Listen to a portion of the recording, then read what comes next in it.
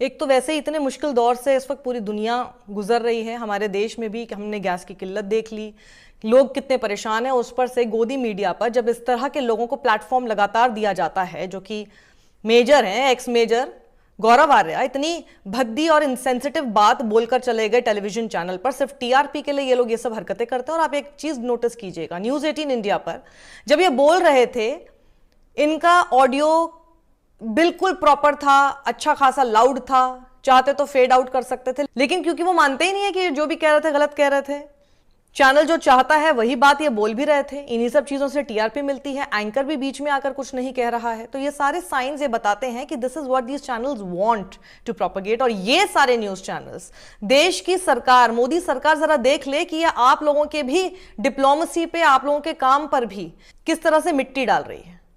मतलब अगर हमारे देश का कुछ नुकसान होगा ना, उसमें सबसे बड़ा योगदान ये न्यूज चैनल और इस पर बैठे ऐसे लोगों का होगा। इनको बैन कर देना चाहिए। चैनल्स जो कि इन लोगों को अपने मंच पर बुलाते हैं और ऐसी बात करने देते हैं, बीच में कोई घुस के बोल भी नहीं रहा है, कोई अपॉलॉजीज चैनल की तरफ से नहीं है किस तरह की बात कर दी। अब आप देखिए, ईरान कॉन्सुलेट हैदराबाद में उसने नोट ले लिया इसका। और अगर इनकी वजह से अगर कोई खामियाजा आपको, हमको अगर भुगतना पड़ेगा, हम सब भारतीयों को भुगतना पड़ेगा, हम लोग तैयार नहीं है इसके लिए।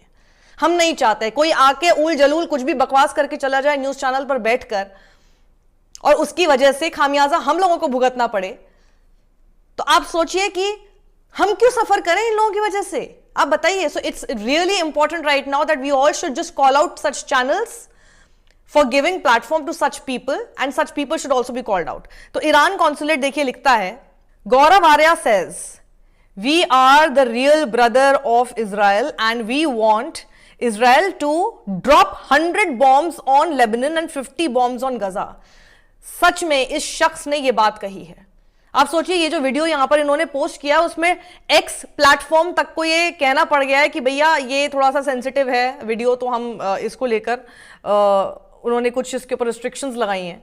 लेकिन जो चीज एक्स पर कॉल आउट करने के लिए यूज की जा रही है, उसको एक्स प्लेटफॉर्म भी मान रहा है कि वो सही नहीं है। ये हमारे देश के एक नामी गिरामी चैनल, जिसकी अच्छी खासी व्यूअरशिप है, जिसकी रीच है, वहां पर बोला गया है, ये लोगों के ड्राइंग रूम्स में, लोगों के बेडरूम्स तक ये जहर और ये ऐसी बात पहुंची है जिसका खामियाजा हमको भुगतना इसलिए पड़ सकता है क्योंकि ईरान कॉन्सुलेट ने इसके ऊपर ट्वीट कर दिया है।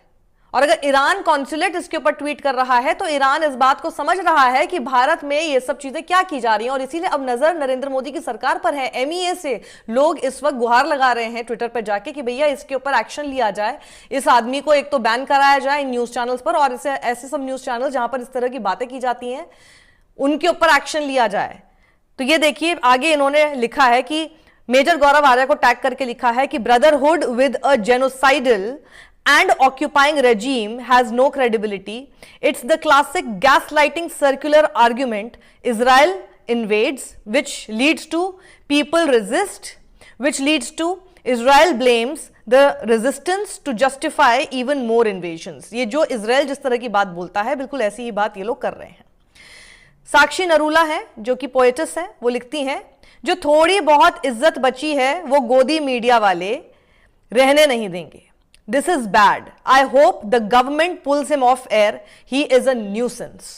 वहीं पर वसुंधरा सरनेत ने 3 ट्वीट्स जो कि थ्रेड के फॉर्म में किए हैं, वो मैं आपको एक एक करके बताना चाहती हूँ। बहुत सही बात इन्होंने लिखी है। पहली बात ये लिखती हैं, जर्नलिस्ट हैं ये, और लिखती हैं, what everyone should note while considering what this ex-soldier is saying is that there are over 600 Indian peacekeepers currently serving in Lebanon as part of UNIFIL.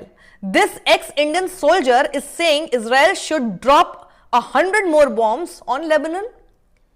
खुद तो न्यूज चैनल के स्टूडियो में जाकर खड़े होकर अपने आप को बहुत तीसमार खा ये एक्स सोल्जर समझ रहे हैं, और वहां पर जो कम से कम 100 पीस कीपिंग इंडियन सोल्जर्स पहुंचे हुए हैं, लेबनान में हैं, उनके ऊपर 100 बम गिराए जाएं, इस तरह की बात कर रहे हैं। इसीलिए देश की मोदी सरकार, आपको इसका कॉग्निजेंस लेना पड़ेगा।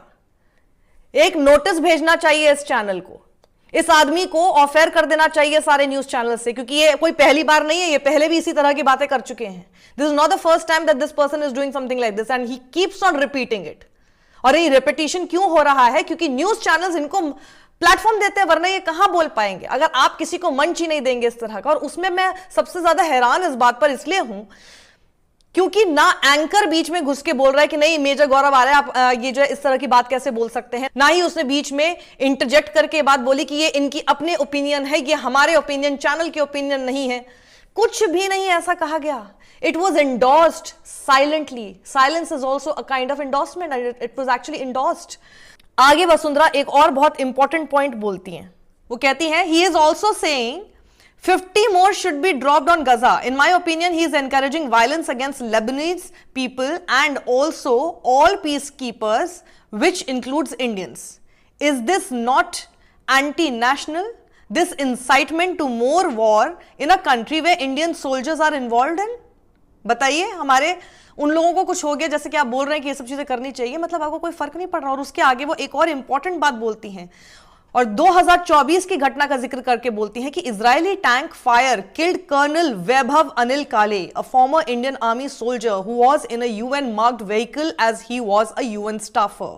आई am deeply troubled by what major Arya is saying on TV. It is unacceptable. उनके परिवार पर क्या बीत रही होगी? देश का एक शहीद, हमारे देश का एक शहीद उसी इजराइल की कार्रवाई की वजह से हुआ 2024 में, जिसे ये अभी और एंडोर्स कर रहे हैं। A 2-minute silence for this kind of bigotry. मेरे पास आगे शब्द नहीं है बोलने के लिए। उमा शंकर सिंह जो कि एक्सटर्नल अफेयर्स मिनिस्ट्री को कवर करते हैं, वो एक बहुत इंपॉर्टेंट बात यहां पर लिखते हैं जो कि मैं आपको पूरा पढ़ के सुनाना चाहती हूं, इसको समझना जरूरी है। लिखते हैं, भारत और इजराइल के संबंध मजबूत हैं, इसमें कोई दो राय नहीं, लेकिन भारत के ईरान से संबंध भी बहुत गहरे रहे हैं और एक ऐसे चुनौती भरे समय में जब नरेंद्र मोदी सरकार की कूटनीतिक कोशिश हर पक्ष से संतुलित संबंध बनाकर चलने की है, तभी वो इजराइल के दौरे पर जाते हैं। तो युद्ध शुरू होने के बाद ईरान के राष्ट्रपति से दो बार फोन पर बात भी कर चुके हैं।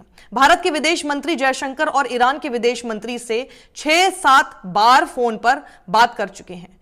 विदेश सचिव विक्रम मिस्री जाकर सुप्रीम लीडर खामेनेई की मौत पर शोक जता चुके हैं। हॉर्मुज स्ट्रेट के जरिए भारतीय जहाजों के अबाधित तरीके से आने जाने को लेकर कूटनीतिक कोशिशें चल रही हों, कई जहाज आए भी हैं। इन सब के बीच एक ऐसा व्यक्ति जिसने अपने ट्विटर बायो में लिखा हो honour to be followed by Shri Narendra Modi, को टीवी पर आकर खुलेआम इजराइल को लेबनान और गाजा पर 100 और बम मारने जैसी सलाह देना नजर आए तो ये ईरान को नागवार गुजारना लाजमी है।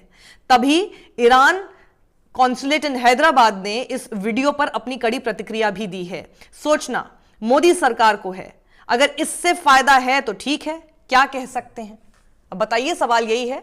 खुद ही अपने बायो में लिख रहा है यह शख्स प्राउड टू बी या honoured to be followed by Narendra Modi. तो mister Narendra Modi, when you are following him and these kind of words that he says, जिस तरह की कोशिशें आप लोग कर तो रहे हैं बैक चैनल पे, हम लोग अगर सफर करेंगे तो क्या आप इसकी रिस्पॉन्सिबिलिटी लेंगे because of major Gaurav Arya's words? Please tell us that because we all deserve an answer to this. अगर कोई एक्शन नहीं लिया जाएगा तो we really deserve an answer to this. Otherwise, please act. अनुभव सिंह लिखते हैं, Iran has been good to India until now. India doesn't deserve it, and these bigoted idiots are going to ensure that Modi's cowardly policy becomes even more messed up. Indian media is a malignant tumor that needs to be excised. तो आप सोचिए, ये इस तरह की जब खबरें सामने आ रही हैं, इस तरह के जब वीडियोस सर्कुलेट होते हैं, वायरल होते हैं, बिना सोचे समझे कुछ भी ये लोग टीआरपी के नाम पे, मीडिया हम लोगों की मिट्टी पे लीद करता रहता है और हमें इतनी एम्बैरेसमेंट पहुंचाता है कि समझ ही नहीं आता कि आखिर अब इसको डिफेंड कैसे किया जाए।